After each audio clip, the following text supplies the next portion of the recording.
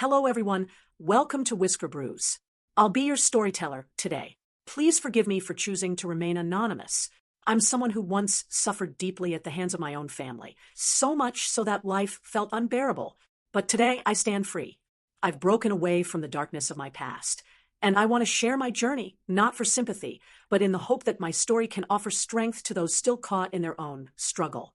I was born in 1996 in a small city tucked away in the southwest of China. When I was just 5, my parents divorced. Because my mother couldn't afford to raise me, I was left in the care of my father.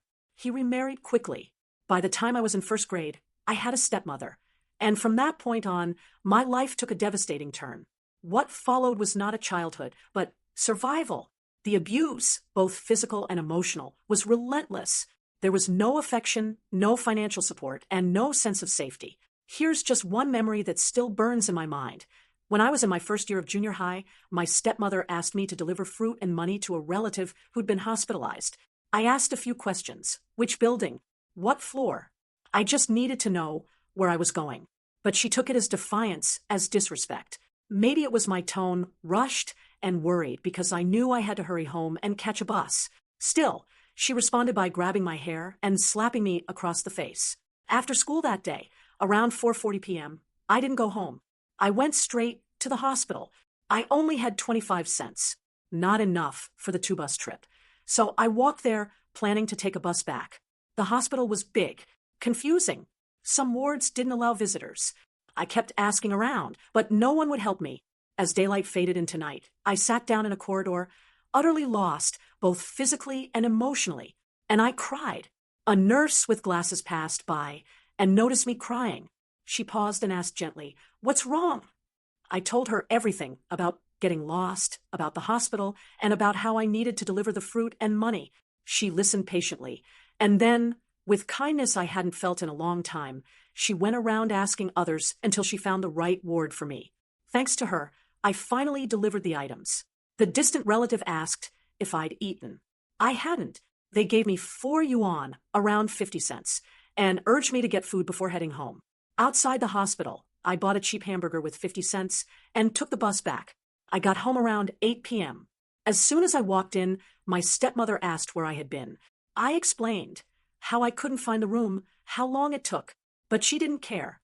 She started yelling, claiming she'd clearly explained everything, and even given me money for a taxi, something that never happened. She accused me of lying and said I had probably gone off to mess around. My father, hearing this, immediately joined in. When I tried to explain, he flew into a rage. He grabbed a drying rack and began beating me with it, hurling insults all the while. It didn't stop for nearly an hour. Then my stepmother saw the money I'd been given for food. She accused me of stealing the money she'd supposedly given me that morning. That sparked another round of blows. And then it got even worse. She told my father I needed to be taught a real lesson.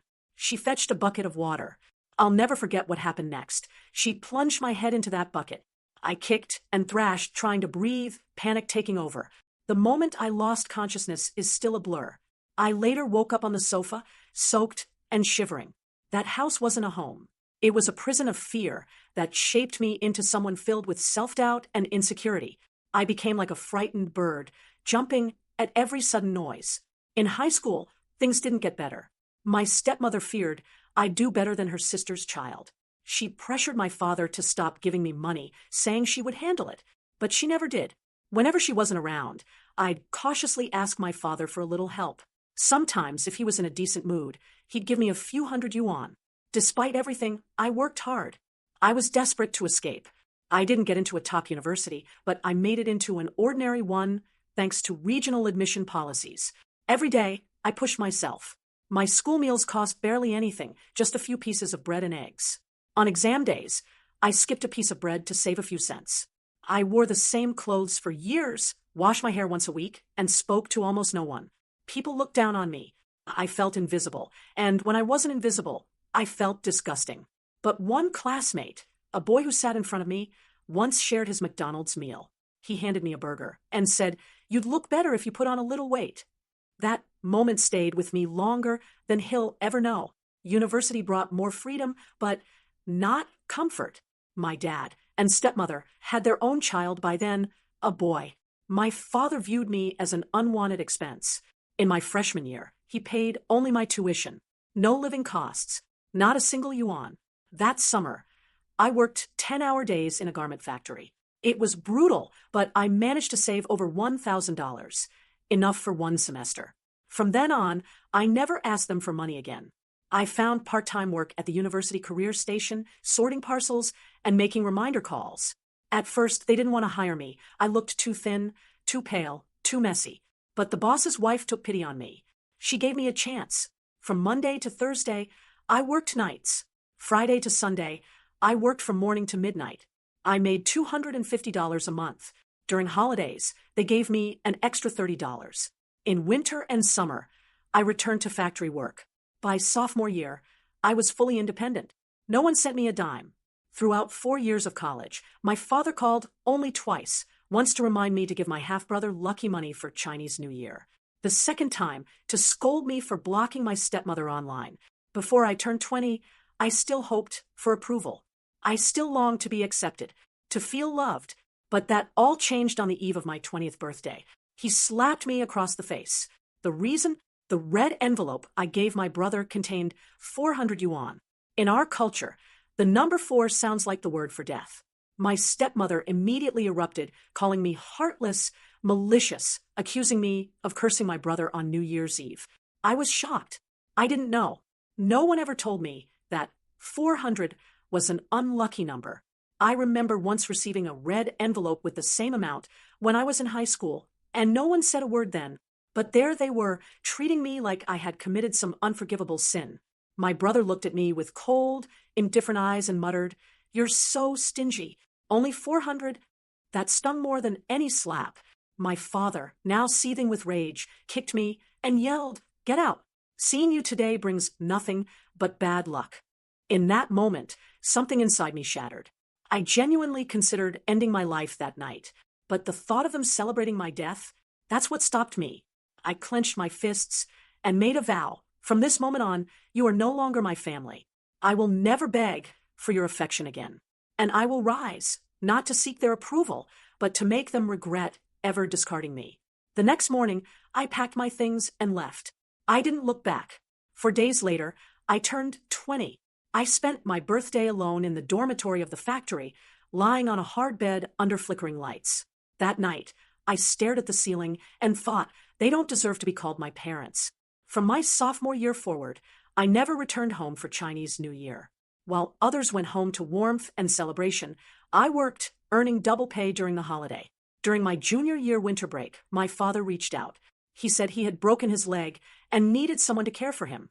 I told him I couldn't come. I needed the extra income. Then he asked me how much money I had saved. At the time, I had around $1,500. But just to provoke him, I said, almost $10,000. As I expected, his tone changed. He immediately requested $1,500 each. For himself, my stepmother, and my younger brother. I didn't flinch. I responded, "Sure. I'll give each of you $10,000 hell bank notes." These are paper offerings burned for the dead. He exploded.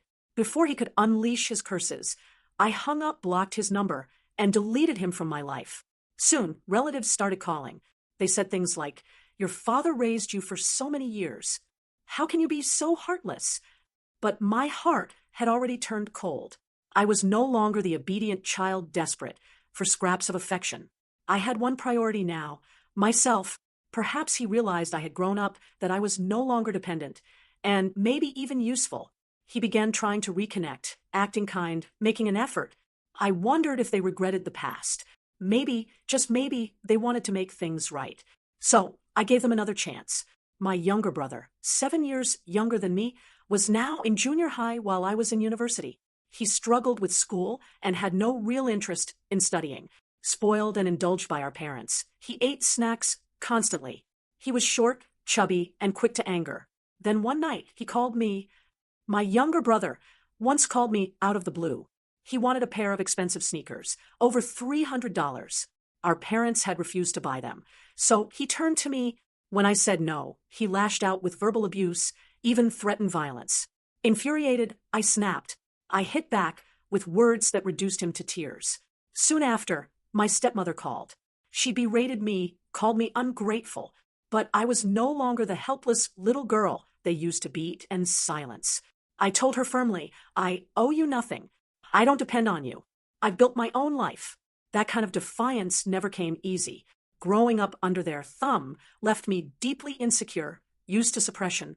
Even now, after each act of resistance, I sometimes feel guilty, as if standing up for myself is something shameful. But then I remember what they did. In high school, I began to notice that my younger brother, then just a child, was starting to show signs of sexual awareness. I don't know what led him to become so crude. Back when he was in 5th or 6th grade, I would ask him before showering if he needed to use the bathroom. He always said no, but the moment I stepped into the shower, he would knock relentlessly, insisting to come in. One day, I told him to wait just 3 minutes. Instead, my stepmother barged in without warning and let him in. I was naked, completely unprepared. I covered myself instinctively. She shoved me aside and sneered, "If you don't study hard, you'll end up like her." My brother stood there, staring, then chuckled cruelly and echoed her words. From that day on, I started locking the bathroom door. After graduating from university, I passed the civil service exam and began working in the provincial capital. The salary wasn't high, but it was enough to support myself without selling my labor by the hour. During my internship, I earned a little over $300 per month. Yet my father called and demanded $500 every month because they were getting old and needed to support my brother. I explained I had rent and expenses of my own. I couldn't afford to help. He lost it. He screamed that I was worthless and unfilial. He even said they should have thrown me into a dung pit when I was born. That was it. I snapped. All the resentment I had buried came roaring out. I shouted at him in the middle of the street, "Do you feel even a shred of guilt for how you treated me? You beat me like a dog. In elementary school, I looked after my brother while you sat back. When I tried to stop him from eating garbage, you beat me. You kicked me in the face, threw bowls at me. In high school, I lived off bread and boiled eggs. Once, I forgot to boil water, and you threatened to cut off my hand. Now that I work, you want to bleed me dry. Fine. Take me to court. I'll pay whatever the law decides." He went silent. Then, in a last attempt at control, he muttered, "Your stepmother and I just have bad tempers. It was all for your own good." For my own good? Was it for my good when she urinated in the toilet and threw a bar of soap in afterward, then forced me to fish it out with my bare hand? I wasn't even allowed to use a bag to shield myself. She pulled my hair and shoved my face toward the toilet bowl. I did it, then couldn't eat for days, out of disgust. Was that for my own good? These days, I barely speak to them. I send them 400 yuan, $66, each month. They no longer complain about the unlucky number. Now, they just say it's not enough. At 25, I am still single by choice. In my final year of college, I began taking better care of myself. I no longer looked as shabby or withdrawn. Men began showing interest in me, but I've lost the ability to love. I reject them all. In junior high, I was severely bullied. They called me zombie. Boys would pretend to gag or act infected when I passed by. They spat at me. I was unkempt, always crying, carrying the weight of home with me wherever I went. Those days carved deep scars into my heart. Even now, I feel like I would only bring burden to someone I love. Why would I ask someone to carry my pain? I've developed trust issues. I overthink every act of kindness. Why would they help me? What do they want in return? I recoil from touch. I flinch at closeness. And yes, there are moments when I see tall buildings and wonder what it would feel like to let go. I love cats. I desperately want one. But without a home of my own, I worry I can't give it a good life. My dream is to buy a small 70 square meter apartment, but homes here cost $5,000 per square meter. So I wait. Someday I tell myself, and when that day comes, I'll have a cat, and I'll love it with everything I never got. Recently, my father started using relatives to pressure me into marriage. He even brought up dowry matters.